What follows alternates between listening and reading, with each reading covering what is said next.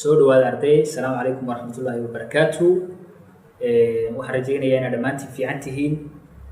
Waxaan rabnaa halkan inaan ku duubno ama aan kusoo bandhigno kusoo gudbino casharkeenii koowaad maadada physics-ka fasalka form 2. Waxaan casharkeena u qaadan doonaa qaab online.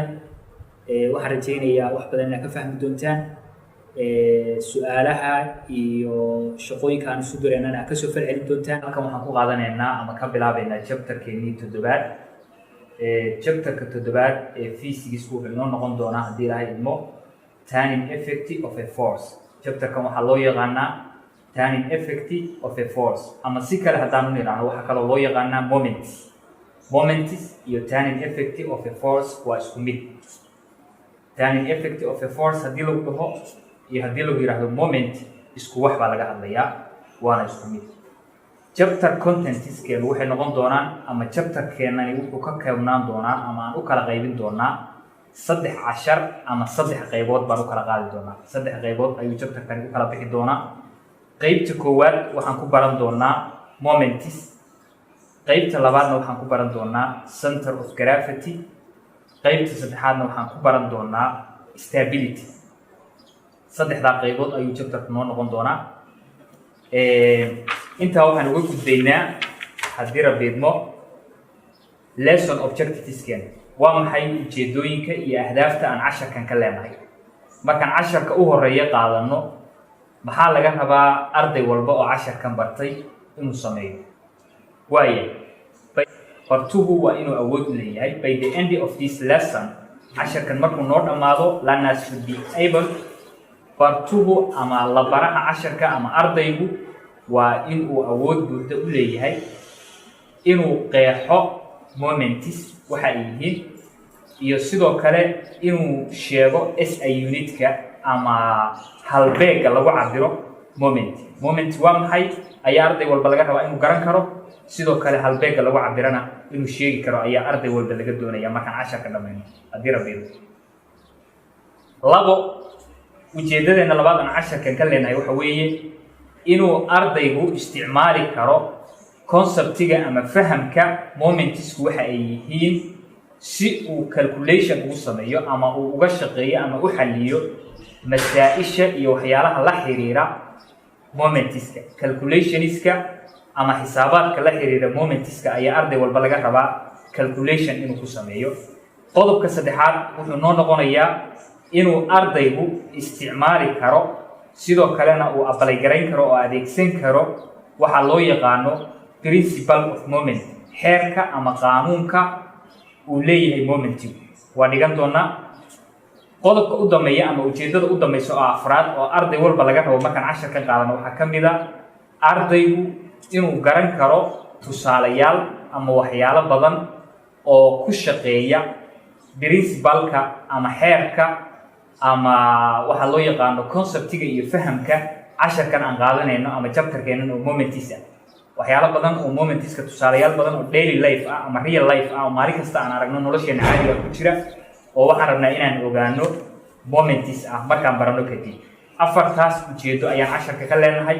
qof walbaana waa inuu isku dayo ama arday walba waa inuu isku dayo inuu xaqiijiyo ujeedooyinkii casharka inuu gaaray marka aan casharka dhammayno insha Allah.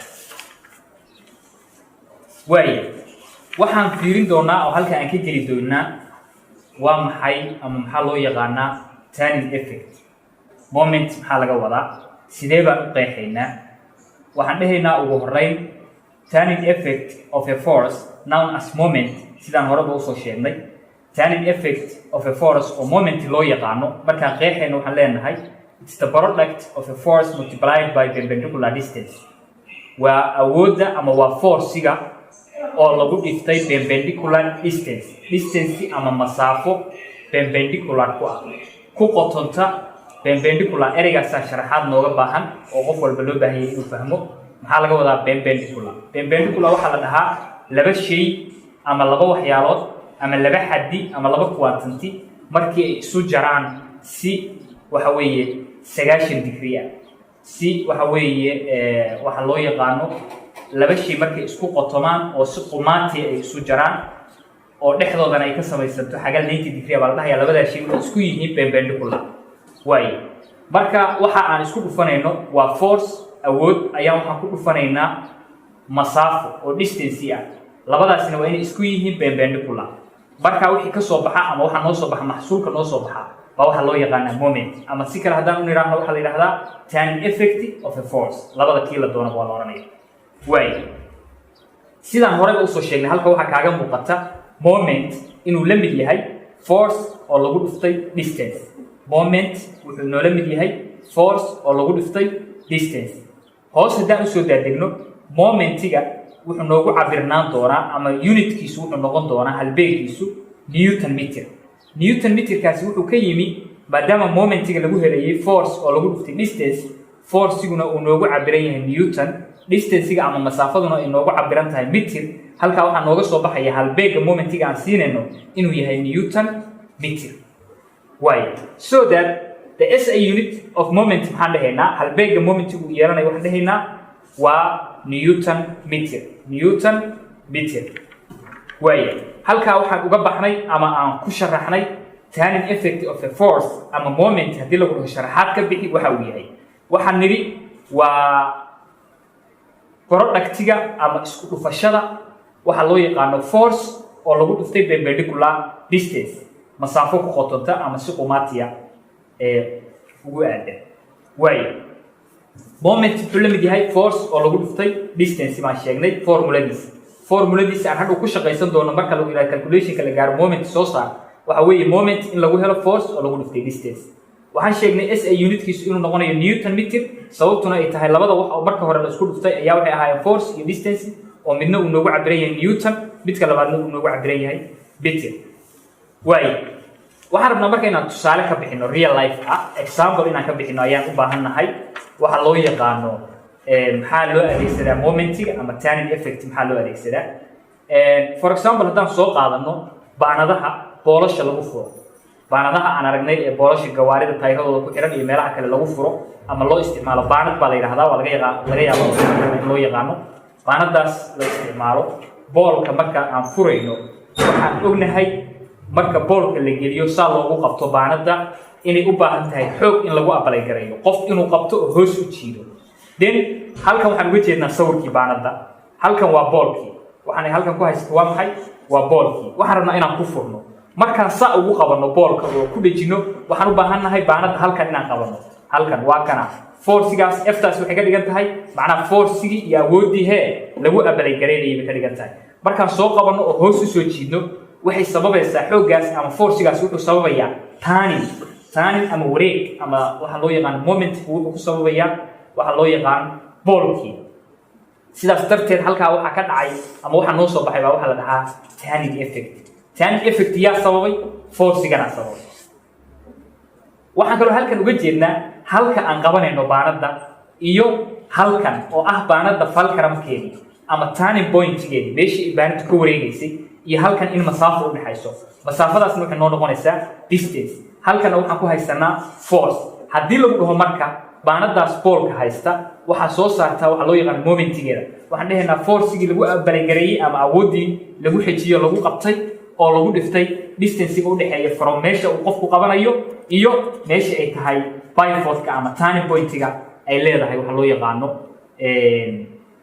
baanadu ay leedahay sidaas darteed markaan isku dhufano forcigaas iyo distancega waxa noo soo baxaya momentiga baanadaas ay yeelanayso ayaa noo soo baxaya oo lagu furayo haddii ay dheer tahay oo baanad dheer tahay waxay yeelanaysaa moment tiro badan sababtoo ah distancegeeda kordhaya markuu distancegu kordhana momentigu wuu badanaya waayo intaas waa hal tusaale oo ku saabsan moment muxuu yahay oo real life inta badan maalin walba aan aragno waayo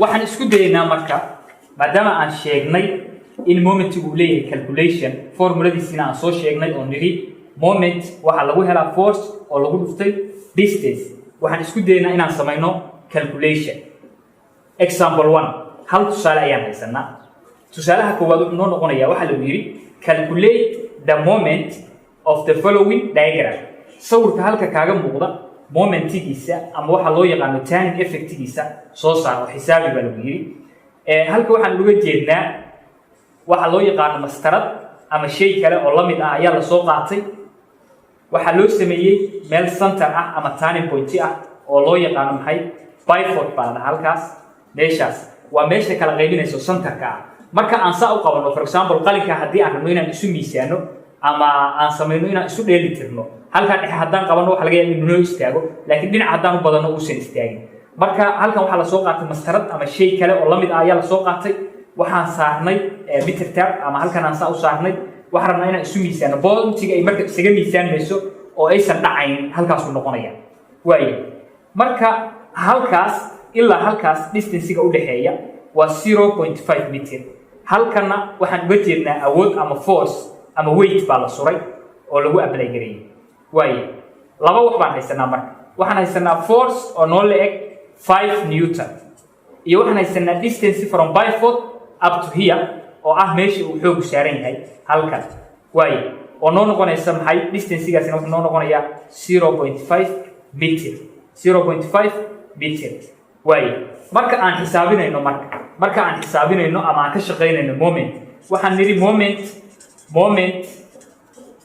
moment wuxuu la mid noqonayaa force oo lagu dhiftay distance intaas waxay la mid tahay force-ga aan haysto maanta waa imisa waa 5 newton f waxaan haystaa 5 newton baa waxaan ku dhufanaynaa multiplied by distance oo aan haysano maxay 0.5 meter waxaa noo soo baxaya 5 iyo 0.5 markaan isku dhufano 2.5 meter 2.5 newton meter ilaa waxaan raadinayno waa momentigeena ama mteena maxay noo la mid tahay 2.5 newton meter waa ujeednaa saan u samaynay waxaan nidhi tusaalahan aan soo qaadanay waxaan haysanaa distance-ga aan haysano waa 0.5 meter xoogga ama awoodda aan haysanana waa 5 newton then waxaa lagu yidhi calculate the momentiga soo saar adoo sawirkan ama diagramkan kuu muuqda adeegsanay waayo diagramka waxaynu haysanaa f oo ah 5 newton iyo d ama distance oo noo leeg 0.5 then waxaan nidhi moment waxaa lagu helayaa force oo lagu dhuftay distance force-ga aan haysano waa 5 newton multiplied by waxaan ku dhufanaynaa distance-ga aan haysano oo 0.5 meter ah sidaa darteed 5 iyo 0.5 markaan isku dhufto waxaa soo baxaya 2.5 halbeega uu qaadanayana waxay noqonaysaa newton meter maadaama uu moment yahay ama markiisii hore aan isku dhufanay force oo newton ku cabiran iyo distance oo meter ku cabiran midkaasi waa tusaalaha koowaad waxaan rajaynayaa inaad si fiican ila socotaan waayahay halkan waxaan ka gelaynaa tusaaleheenii labaad waxaan kasoo shaqaynay tusaalihii koowaad markana waxaan xalinaynaa example 2 tusaalaheena labaad waxaa lagu yidhi waxaa soo saartaa momentiga uu yeelanayo sawirkan halka kaaga muuqda ee soo socda sawirka waa kii haddayo oo kale halkan waxaa inoo yaala strad ama wax la mida halkan waa pivotkeedii ama waa halkii isu miisaamaysay mastarada dabcan markii halkaasaa loo saaro ma dhacayso sababta oo ah waxaa waaye pointigii equilibriumka ahaa ee isu miisaamayay labadan dhinac inta xagga ka jirta iyo inta xagga ka jirta waayo halkan markaynu joogno pointiga markaan kasoo bilowno ilaa halkan waxaan haysanaa 20 centimeter halkan oo ah meesha maaskan laga soo lulay ama lagu apply gareeyay ama uu noo saaran yahay waxaan haysanaa waa maxay 4 kg oo mass ah halkana waxaan ku haysanaa 20 centimeter waxaa lagu yidhi momentiga soo saar sawirkan markaan fahno oo saa u fiirino ugu horreyn waxyaalaha noo muuqanaya waxaa ka mid a distance-igu markan wuxuu ku cabiran yahay centimeter waxaa kaloo noo muuqanaya halkan force iyo weight midna ma haysano laakiin halkan waxaan uga jeednaa 4 kg oo mass ah waayo ugu horreyn maxaan qabanaynaa marka ugu horreyn waxaan qabanaynaa 4 kg oo mass ah waa inaan bedelno oo ka dhigno maxay force waa inaan u bedelno ama weight aan u bedelno weight iyo force dabcan isku mid bay noqonayaan waayo maxaa lagu helayaa marka weight muxuu noola mid noqonaya wuxuu la mid yahay mass oo lagu dhuftay gravity gravitational field strength-ka ama awoodda cufisjiidadka dhulka ayaan waxaan ku dhufanaynaa masska aan haysano then masska aan haysano waa 4 times 10 10 newton per kilogram waxaan naqaanaa oo markasta aan baranay marar badan in gravitational field strength-ka dhulka marka la joogo uu yahay 9.8 newton per kilogram. 9.8 kaas approximately wuxuu u dhow yahay 10 sidaa darteed waxaan qaadanaynaa 10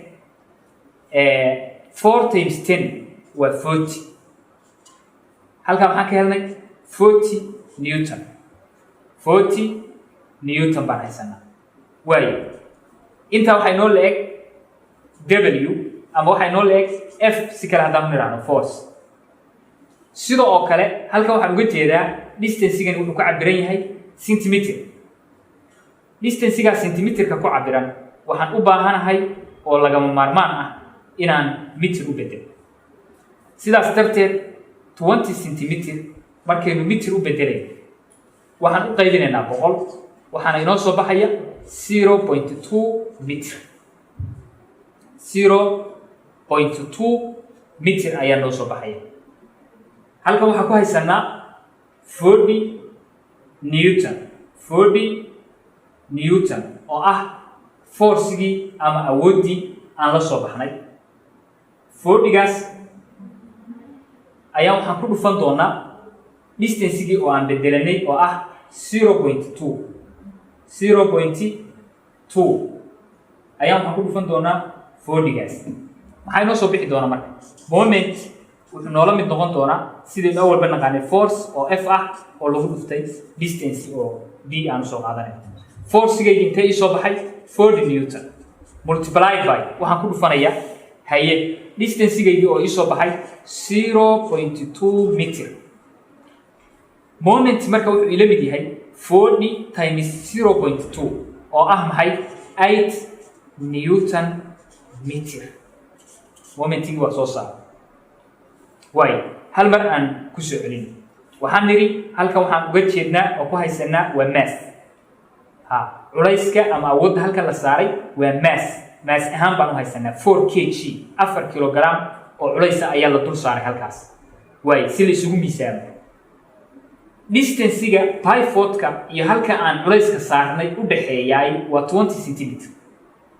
intaa markaan haysto oo distancegana haysto massna aan haysto moment ayaan xisaabin karaa oo waxa layga rabaa laakiin waxaa ka horeysa dhowr tallaabo inaan qaado oo ay ka mid tahay marka hore inaan force ama weight aan la soo oo masskan aan iska bedelo see u bedelayaa waxaan nidhi weight ayaa wuxuu la mid yahay mass oo lagu dhuftay gravityguna waa 10 newton per kilogram gravitational field strength-ka dhulku ama awoodda cufisjiidka dhulku waa 10 newton per kilogram way waxaa inoo soo baxay marka 40 newton w oo weight ah waxay noola mid tahay force way waxaan haysanaa marka 40 newton 40 newton markaan haysano dhinaca kale aan aadaynaa distancegaan hagaajinaynaa distancegu waa 20 centimeter mitir baan ka dhigaynaa mitir markaan ka dhignay 20 centimeter 100 baan u qaybinay 0.2 mitir baan noo soo baxay 20 centimeter maxay u dhigantaa mitir ahaan marka loo bedelo 0.2 mitir bay noogu dhigmaysaa sidaas darteed momentis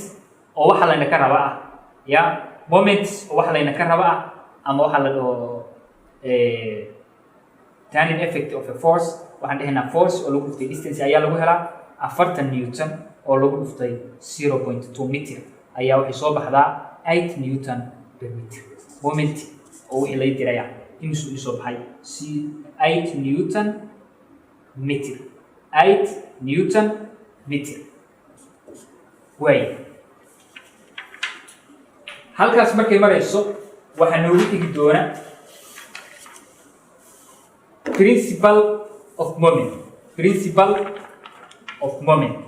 waa maxay principle of moment principle of moments waa xeerka ama qaanuunka ama sharciga loo adeegsado momentska marka laga shaqeynayo xeer ay leeyihiin baa jira in badan baan physics-ka kusoo baranay xeerar tiro badan markana waxaan baranaynaa xeerka momentska momentska muxuu sheegayaa moments waxay yihiin waa soo fahamnay waxa uu yahay moment waa garanaynaa waxaan soo saaraynaa marka xeerkiisu waxa uu yahay xeerkiisu wuxuu leeyahay when in equilibrium the total sum of anti-clockwise moments is equal to the total sum of clockwise moments about the same point maxaa laga wadaa intaa waxaa laga wadaa shayga marka uu isu miisaaman yahay oo isu dheelitiran yahay equilibrium markuu yahay. Equilibrium markuu yahay waxa weeye for example qalinkan haddaan soo qaadano oo halkaa dhexe aan saa u qabanno marka uu istaagayo oo uusan dhaqdhaqaaqayn saa u taagan yahay waxaan dhahaynaa qalinkaas ama shaygaas waa equilibrium positionka jooga waa isu dheelitiran yahay macnaa dhinacna uma dheelinayo ama dhinacna uma gadoomayo. waayo shaygu markuu saa yahay waxaa la yidhi momentiska ka jira dhinaca anti-clockwise-ka ah lid saacad wareeg. clockwise waxaa noo kala jira waxa la dhaho clockwise iyo anti-clockwise. clockwise iyo anti-clockwise maxay noo kala yihiin? clockwise waxaa la dhahaa saacad wareeg af Soomaali ahaan waa dhinaca saacaddu u wareegto. saacaddu markay shaqaynayso dhinaca ay u wareegto saan u wareegtaa saacaddu dhinaca waxaa la yidhahdaa maxay clockwise. dhinaca kalena waxaa la dhahaa lid saacad wareeg ama af Ingiriisi haddaan ku nidhaahno anti-clockwise. waayo sidaa darteed momentiska marka laga hadlayo sum of clockwise moment isku darka ama wadarta clockwise momentiska kaa jira dhinaca saacad wareega iyo momentiska dhanka kale kaa jiray waa ay isleeyihiin. for example haddii aan tusaale soo qaadano oo halkan aan soo qaadano mastarad ama waxa la yidhaha ruler aan halka ku sawirno oo ka soo qaadno rulerkaas inay tahay balance isu miisaaman tahay ama ay isu dheelitiran tahay waxaan dhahaynaa sum of clockwise moment. momentiska dhankan ina ka jiray wuxuu leeyahay sum of anti-clockwise moment. clockwise moment marka tusaale ahaan hadday tahay halkan hadday ii taalo waynu ka shaqayn doonaa tusaalayaal badan. halkan haddaan ku haysto dhinaca waxaan haystaa distance 4 oo kala ah dhinacana waxaan haystaa ka soo qaad force oo maxay ah 5 newton ah 5 newton 4 markaan ku dhufano momentiga dhankaa jira muxuu noqonayaa 20 newton buu noqonayaa. ila labadan isku dhufanayna distancega 4 meter ayaan waxaan ku dhufanaynaa maxay 5 newton. maxaa ii soo baxaya marka 20 newton. dhinacaas waa dhinacii anti-clockwise-ka ah. dhinaca kale markaan xisaabiyo oo clockwise-ka markaan xisaabiyo dhanka kale oo clockwise-ka markaan xisaabiyo xagga imaadana intan oo kale ayay leekaanaysaa 20 newton baa soo baxaya newton meter 20 newton meter ayaa soo baxaya. labada dhinacba waa isleekaanayaan labada momenti ayaa isleekaanaya sababta oo ah tana waxay tahay balance waa isu dheelitiran tahay ama waa isu miisaaman tahay. waayo haddaan ku celino waxaan nidhi waxaa loo yaqaano for example halka waxaan ku haysanaa ruler ama mastarad. waxaan ka soo qaadaynaa mastaradaasi in ay isu dheelitiran tahay oo joogto inay tahay in equilibrium. inay tahay in equilibrium inay isu dheelitiran tahay ayaan ka soo qaadaynaa oo ay siman tahay halkaan ay saaran tahay taagan tahay aysan dhaqdhaqaaqayn. waayo markay saa isugu dheelitiran tahay ama equilibrium ay joogto waxaan dhahaynaa clockwise iyo anti-clockwise baan labadeeda dhinac u kala qaadanayna. waayo dhinacan haddaan nidhaahno waa clockwise dhinacanna aan nidhaahno waa anti-clockwise waxaan dhahaynaa tusaale ahaan distancega from here up to here haddaan haysano 4 meter sidoo kalena aan haysano force ah maxay 5 newton dhinacan. labadan markaan isku dhufano momentiga clockwise-ka markaan raadino labadan dhinacan markaan isku dhufano waxaan dhahaynaa momentigiisa markaan raadino waxaa lagu helayaa force oo lagu dhuftay distance dhinacaas. 4 iyo 5 markaan isku dhufano 5 times 4 20 newton meter ayaa isoo baxaya. momentiga clockwise-ka iga jira muxuu noqday marka wuxuu noqday 20 newton meter.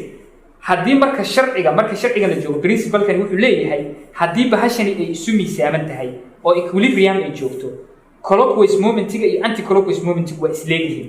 maxaa marka laydinka rabaa dhinacan haddaan 20 soo saarnay dhinacana waxaa la rabaa 20 newton meter inuu noqdo. sababta maxay tahay halkana waxay joogtaa equilibrium pointigii bahashani waa isu dheelitiran tahay. marka mar haddaynu soo saarnay clockwise momentiga anti-clockwise momentiguna waa leeyahay. intaa waxaa inoo sheegaysa oo inoo sharaxaysa oo saa inale waxa weeye waxa loo yaqaano principle of moment. principle of moment ayaa saa dhigaya. waa maxay principle of moment? maxaan nidhi waxaan nidhi when in equilibrium shaygu markuu isu dheelitiran yahay total sum of anti-clockwise moment wuxuu leeyahay total sum of clockwise moment. momentiga dhinaca clockwise-ka kaa jira iyo momentiga dhinaca anti-clockwise-ka kaa jira waa isleeyihiin shaygu marka uu isu miisaaman yahay oo shaygu uu isleeyahay. waayo tusaale ayaan soo qaadanaynaa. example 1 tusaalahan halka ku haysano waxaa lagu yidhi calculate the weight f. halka waxaan uga jeednaa shaygan halka saaran waxaan ka soo qaadaynaa shaygan inuu yahay in equilibrium, inuu isu dheeli tiran yahay. inuu isu dheeli tiran yahay oo usan dhinacna u dheeliyeyn, uu equilibrium yahay. waayo markay saa tahay halka waxaan ku haysanaa laba qof ayaa mastaradan ama qorigan laba qof ayaa saaran, labada qof ayaana isu miisaamay oo isu dheeli tiray. macnaheedu waxa weeye saan u taagan yahay dhinacna uma dhacay. waayo qofkan koowaad meesha uu taagan yahay iyo pivot-ka distance-ga u dhexeeya waa maxay? waa 4 mitir. 4 mitir ayaa waxay u dhexeeyaan nin pivot-ka ama turning point-ga iyo qofkani meesha uu taagan yahay. qofkan marka ma naqaano weight-kiisa, garanayno weight-kiisu waa waxa layna ka rabo inaan soo saarno. laakiin qofkan kale ee halka taagan distance-ga isaga iyo point-gaas centerka u dhexeeya waxa waaye 3 mitir. awooddiisuna waa 4 newton. qofkan kale force-giisa ama awooddiisa ma garanayno. bahashan ama mastaradan meesha inoo taal ama qorigan meesha inoo saaran, qorigan meesha inoo yaallana waxa weeye waa isu miisaaman yahay oo waa equilibrium. kadib maxaa lagaa rabaa? calculate baa lagu ama soo saar weight f, force-gan awooddan soo saar. waa soo saari karnaa. see ku soo saaraynaa? waxaan naqaanaa, waxaan adeegsanaynaa principle of moment. principle of moment maxay noo sheegaysa? anti-clockwise momentisku waxay la eg yihiin clockwise momentiska. yaa intaa inoo sheegay anti-clockwise moment waxay la mid tahay clockwise moment markuu shaygu equilibrium joogo. sidaa waxaa yidhi principle of moments ayaa sidaa qoraya. sidaas darteed inagoo taas qaadanayna waxaan dhahaynaa marka force momentiga waxaan xisaabinaynaa clockwise-ka iyo momentiga anti-clockwise-ka. marka ayaa waxaan calculation ahaan kusoo saaraynaa force-gaas ama awooddaas laynoo diray oo layna ka rabo. waayo waxaan dhahaynaa marka anti-clockwise moment is equal to clockwise moment. waxaan dhahaynaa marka waxaan soo saaraynaa anti-clockwise momentiga. anti-clockwise momentiga aan haysano waa kana. waxaan haysanaa distance oo 4 iyo f ma naqaano, waa tan layna ka rabo. waxaan dhahaynaa 4 times f marka. afar lagu dhuftay force-gaas oo aan soo saari doono ayaa wuxuu la eg yahay 4 times 3. 4 times 3-gana waa 4 newton oo dhinaca clockwise-ka kaa jira oo lagu dhuftay 3 mitir oo dhinaca clockwise-ka kaa jira. 4 times 3. waayo 4 times 3 markaan isku dhufano 4 iyo 3 waxaa inoo soo baxaya 12. halkana waxaan markaan 4 iyo f isku dhufanana waxaa noo soo baxaya 4f. 4f is equal to 12 marka. dhinac walba maxaan u qaybinaya marka? si aan f u helo dhinac walba 4 baan u qaybinaya. 4 iyo 4 markaan isu saarno halkan waxaa iigu haray maxay? f oo force-gii layga rabaya.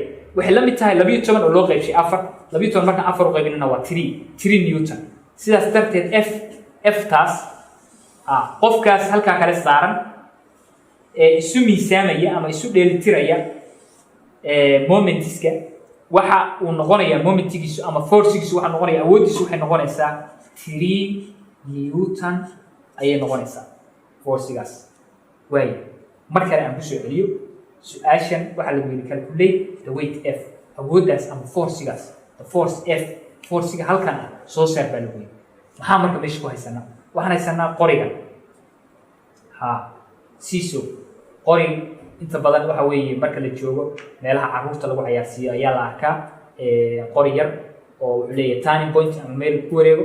labada dhinac ayaa laba ilmo ka kala fadhiisanayaan.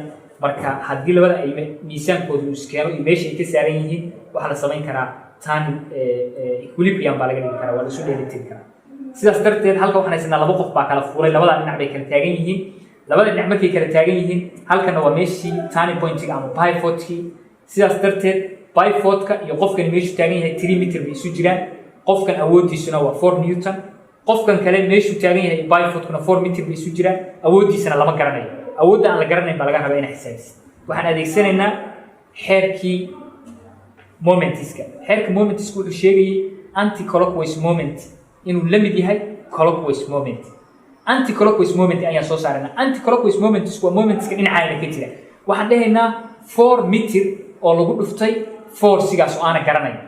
haye 4 times f ayaa waxay ii la eg tahay maxay la eg tahay 4 times 3 4 newton oo qofkan awoodiisa oo lagu dhiftay 3 meter oo distance-gii ugu jiray byford-ka ka soo fogaa 12 baa isoo baxay then 4 iyo f markaan isku dhifto waa 4f 4 iyo 3 markaan isku dhiftana waa 2 alif 4f ayaa waxay la eg tahay 2 alif si aan u helo f keliya dhinac walba 4 baan u qaybinayaa f markaa waxay ii la ekaanaysaa 3 newton